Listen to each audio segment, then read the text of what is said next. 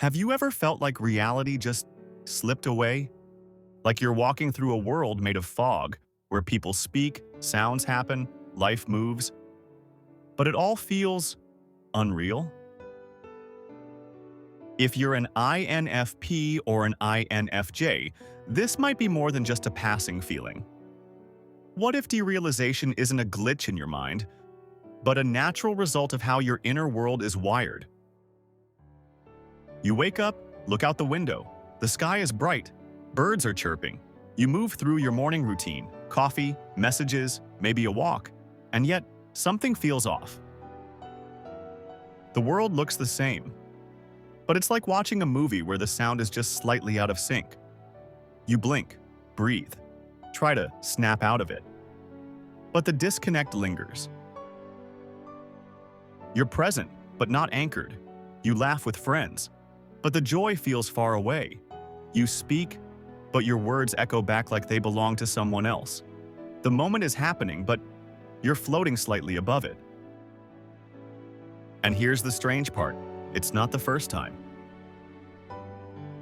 You remember being a child, staring at the ceiling and asking yourself, is this real? You used to imagine alternate worlds, vivid inner realms that felt more true than the one around you. You'd retreat into them when things got too loud or too empty. And now you wonder, was it always derealization? Or was it just how I process the world? You search for answers. You read about dissociation, trauma, mental health. But deep down, you feel it's something more nuanced. Something tied to how your mind naturally bridges the internal and the external. If you're an INFP or INFJ, that question might strike at the very core of who you are. Let's dive into the structure beneath this experience. Because derealization, especially in INFPs and INFJs, often isn't pathological. It's a byproduct of how their cognitive functions are stacked. Let's start with the INFP. Dominant introverted feeling, FI. A deeply personal internal compass focused on meaning, values, and authenticity. Auxiliary, extroverted intuition, NE. A curious, abstract perceiver constantly scanning for patterns, what-if scenarios, and alternative meanings. Tertiary, introverted sensing, SI. Holds on to past impressions and inner imagery. Inferior, extroverted thinking, TE. Less comfortable with structure, external systems, or logic-based execution.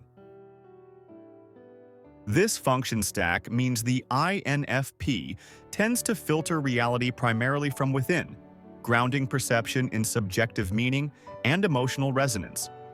When the external world feels rigid, meaningless, or overly fast-paced, especially in moments of stress or misalignment, they instinctively retreat inward, where experience is softer, symbolic, and shaped by personal truth.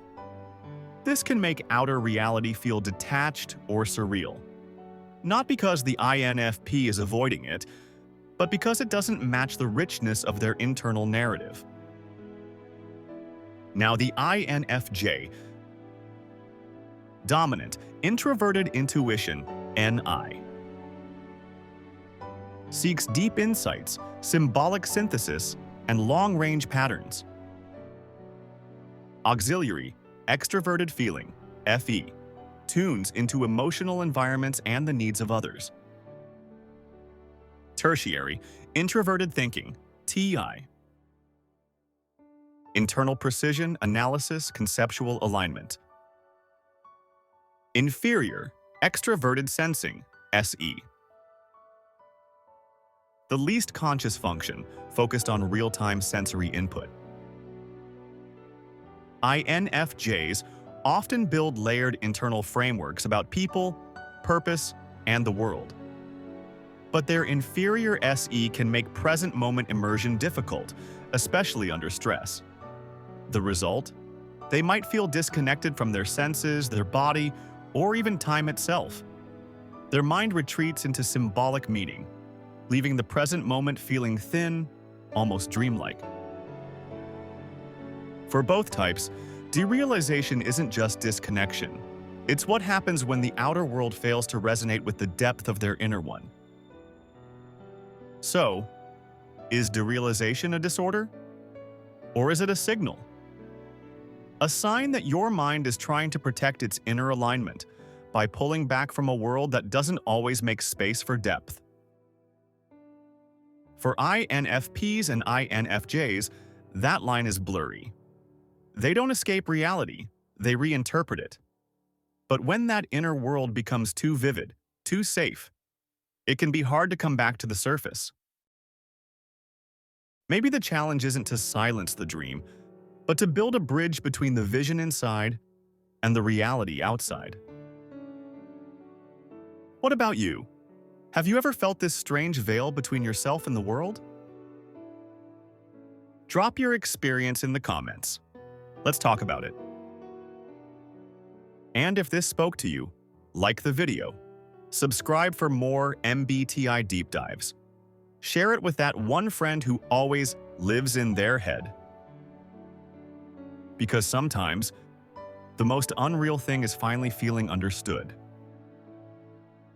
Thanks for watching. See you on the next video.